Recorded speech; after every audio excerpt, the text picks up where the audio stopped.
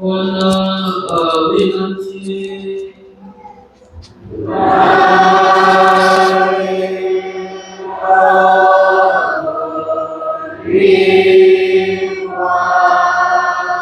Somo la Injili takatifu ilivyoandikwa na Luka.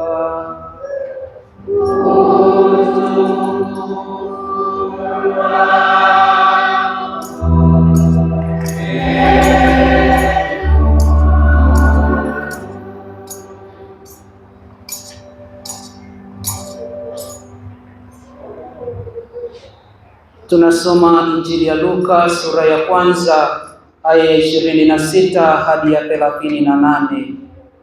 Mwezi wa 6, malaika Gabrieli alitumwa na Mungu kwenda mpaka mji wa Galilaya jina lake Nazareti, kwa mwanamwali bikira aliyekuwa ameposwa na mtu jina lake Yusufu, wa mbari ya Daudi, na jina lake bikira huyo ni Mariamu. Akaingia nyumbani kwake akasema, salamu uliyepewa neema, Bwana yu pamoja nawe. Naye akafadhaika sana kwa ajili ya maneno yake, akawaza moyoni, salamu hii ni ya namna gani? Malaika akamwambia, usiogope Mariamu, kwa maana umepata neema kwa Mungu. Tazama, utachukua mimba na kuzaa mtoto mwanamume, na jina lake utamwita Yesu. Huyo atakuwa mkuu, ataitwa mwana wa Aliye Juu, na Bwana Mungu atampa kiti cha enzi cha Daudi baba yake. Ataimiliki nyumba ya Yakobo hata milele, na ufalme wake utakuwa hauna mwisho. Mariamu akamwambia malaika, itakuwaje neno hili, maana sijui mume? Malaika akajibu akamwambia, Roho Mtakatifu atakujilia juu yako, na nguvu zake Aliye Juu zitakufunika kama kivuli. Kwa sababu hiyo, hicho kitakachozaliwa kitaitwa kitakatifu, mwana wa Mungu. Tena tazama, jamaa yako Elisabeti naye amechukua mimba ya mtoto mwanamume katika uzee wake, na mwezi huu ni wa 6 kwake yeye aliyeitwa tasa, kwa kuwa hakuna neno lisilowezekana kwa Mungu. Mariamu akasema, tazama, mimi ni mjakazi wa Bwana, na iwe kwangu kama ulivyosema. Kisha malaika akaondoka akaenda zake. Neno la Bwana. Sifa kwako,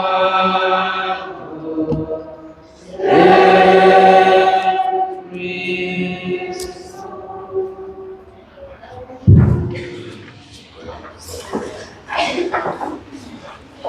Wapendwa taifa la Mungu, tunayo furaha jioni ya leo kupokea salamu ya mama yetu Bikira Maria na ujumbe wa Fatima kutoka katika taifa. Tunamshukuru Mwenyezi Mungu kwa muda na wasaa huu, na ninaomba tumshangilie Mwenyezi Mungu kwa makofi na vigelegele.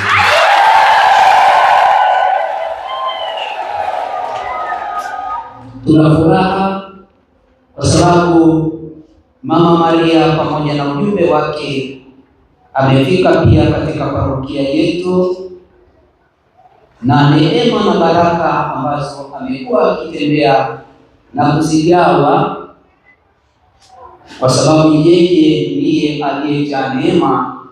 Neema hizo pia zimefika na kwetu. Ndio maana kuna kale kawimbo kanaimba, neema hiyo, neema hiyo hiyo, neema hiyo, neema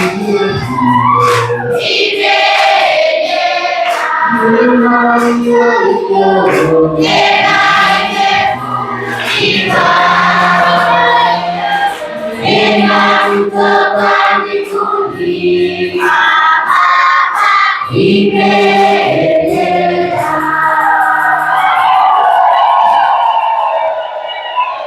Asanteni sana. Tunashukuru Mwenyezi Mungu kwa zawadi ya mama yetu Bikira Maria. Ametuletea neema, na neema hiyo tunakesha nayo usiku wa leo. Tunasema asante kwa Mwenyezi Mungu. Na kumbe, wapendwa wa taifa la Mungu, Mama Maria anapoleta neema kwetu, sisi sote tunaalikwa kuiga na kuchota kutoka kwake. Masomo yetu yote tuliyosikia siku ya leo yanagusa ujumbe wa Mwenyezi Mungu unaotutaka sisi sote tutekeleze yale ambayo Mama Maria ametuletea. Tumelisikia somo la kwanza, Nabii Isaya akiwa anatumwa na Mwenyezi Mungu awe mjumbe wa baraka na neema za Mwenyezi Mungu kwa taifa la Mwenyezi Mungu. Anaambiwa aende afanye utabiri ambao utaleta mabadiliko katika taifa lake Mwenyezi Mungu. Na anakwenda, anafika na anatangazia mfalme ujumbe wa Mwenyezi Mungu, na ufalme huo ndio neema ambayo sisi siku ya leo tunaipokea. Isaya anafika na kumwambia mfalme Ahasi ya kwamba ujumbe wa Mwenyezi Mungu ni huu: tazama, bikira atachukua mimba, atamzaa mtoto mwanamume, yeye ataitwa Imanueli, ndiye atakayewachunga watu wa Mwenyezi Mungu kwa fimbo ya chuma.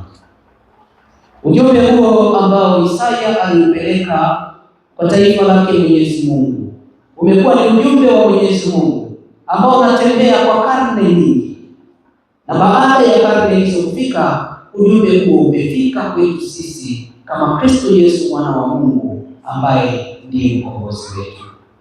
Na kumbe Isaya ametumwa na Mwenyezi Mungu apeleke ujumbe mzuri kwa watu wa Mwenyezi Mungu.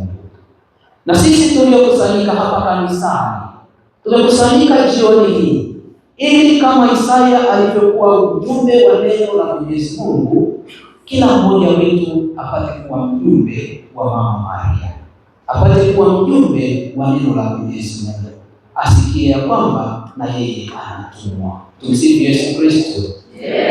Tumsifu Yesu Kristo. Katika msafara wote uliofanyika kuleta Mama Maria mpaka kufika hapa, tayari kwa kiasi fulani tumepeleka ujumbe kwa watu ya kwamba kuna jambo linaloendelea. Tulipokuwa tunaingia getini hapo, watu wengi walishangaa na kustajabia wakisema ni nini kinachoendelea. Walipotazama wakaona kuna ujumbe ambao uko kati ya Wakatoliki. Ujumbe huo ndio ambao sisi sote tunaalikwa kwenda kuwa mashahidi na mashuhuda wake. Tumsifu Yesu Kristo. Tuombe Mwenyezi Mungu atujalie neema na baraka zake, tuweze kweli kuwa wajumbe wa neno la Mwenyezi Mungu, tukapeleke ujumbe wa Mwenyezi Mungu kwa taifa lake. Katika somo la Injili kwa pendwa taifa la Mungu, Mwenyezi Mungu katika mwezi wa 6 wa kupata ujauzito kwa Elisabeti mama ya Yohane Mbatizaji, anamtuma tena malaika Gabrieli. Anamwagiza akimwambia, nenda kwa mwanamwali bikira, nenda ukampe ujumbe. Na malaika Gabrieli anafika, anatii sauti ya Mwenyezi Mungu, anapeleka ule ujumbe, na anafika kwanza kwa salamu: salamu Maria, uliyejaa neema. Malaika anapofikisha ujumbe huo unakuwa ni tofauti na ujumbe wote ambao watu walizoea kupata. Mama Maria anaposikia sauti ya malaika, anasikia kitu cha tofauti kabisa na alichozoea kusikia kwa watu wengine, na ndio maana anastajabia, anauliza salamu hii ni ya namna gani? Na kumbe sisi tunapopokea jumbe mbalimbali, jumbe hizo tunapaswa kuzitofautisha na ujumbe wa Mwenyezi Mungu, kwa sababu ujumbe wa Mwenyezi Mungu unapokuja kwetu usisimua mioyo yetu na kututaka sisi tubadilike. Tumsifu Yesu Kristo. Tumsifu Yesu Kristo. Ujumbe wa Mwenyezi Mungu daima unapokuja kwa mhusika, umtaka mhusika abadilike, umtaka mhusika asisimuke. Na kweli Mama Maria alipopokea ujumbe huo kwa malaika, alijiuliza, salamu hii ni namna gani? Nasalimiwa na watu wengi, ninapokea ujumbe kutoka kwa watu wengi, mbona hii ni tofauti? na malaika anamwambia umejaa neema, utachukua mimba, utamzaa mtoto mwanamume, naye atapeleka amani kwa taifa lake Mwenyezi Mungu. Na ndicho hicho ambacho kimekutanisha jioni ya leo, na ndicho ambacho utume wa Fatima taifa na duniani kote unaeneza. Ule ujumbe wa malaika, amani ipatikane kote duniani. Ni swali la kujiuliza, mimi na wewe ni wajumbe wake Mwenyezi Mungu, tunaotaka amani katika maisha yetu, tunaotaka amani katika kuishi kwetu, tunaotaka amani katika roho ya kila mmoja wetu. Hilo ni swali ambalo kila mmoja wetu anabudi kujiuliza. Sister Lucia akiwa ni moja kati ya watu waliopewa ujumbe kabisa mahususi na mama yetu Bikira Maria kule Fatima 917 na miaka iliyofuata baadaye, ana maneno yanayosema iwapo tunataka kufikia amani duniani ni lazima tuanze kwa kuishi ujumbe wa mama Bikira Maria, ujumbe wa Fatima. Na kumbe kila tunapoona sanamu ya mama yetu Bikira Maria, ujumbe wa mama yetu Bikira Maria unapokuja popote tulipo, kinachohamasishwa, kinachoguswa hapo ni watu wamgokee Mwenyezi Mungu, na kwa njia hiyo waweze kuyapata maisha ya amani. Tunaishi katika nchi ambayo amani imekuwa ni jambo la kutafuta kama bidhaa. Amani imekuwa ni kitu ambacho kinaweza kikazungumzwa na jirani mmoja akiwa eneo A, wakati jirani B akiwa katika eneo B hana utulivu hata kidogo, na hajui kama kesho yake itakuja katika utaratibu ambao amezoea kwenye maisha. Amani imekuwa ni changamoto. Tumsifu Yesu Kristo. Tumsifu Yesu Kristo. Kwa nini tunakosa amani? Hatusikii sauti ya Mwenyezi Mungu. Binadamu tumekuwa ni watu wakaidi.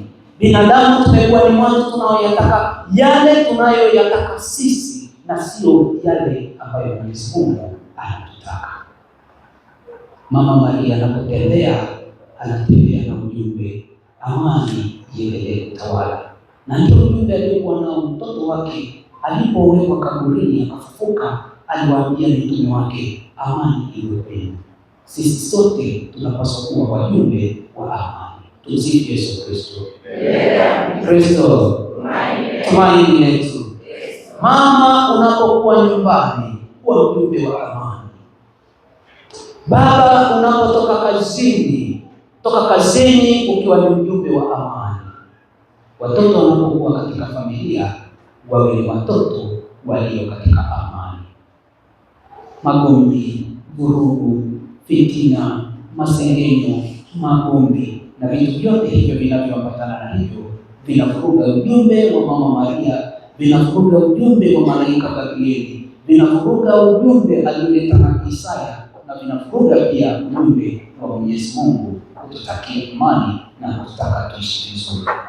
Tumwombe Mwenyezi Mungu kupitia mkesha tunaofanya siku ya leo, atufanye sisi tuuelewe ujumbe wa mama Maria aliyetufikia, ya kwamba Mwenyezi Mungu anataka mimi na wewe na yeyote yule aishi kwa amani. Na sisi tuliohudhuria hapa kanisani tumepewa nafasi ya kuchukua ujumbe huo na kuwapelekea wale ambao hawako hapa. Tuwe wajumbe wa amani, tuishi kwa amani, tuizingatie amani ili Mwenyezi Mungu apate kutukuzwa kwa njia ya maisha yetu. Kwa jina la Baba na la Mwana na la Roho Mtakatifu. Amen.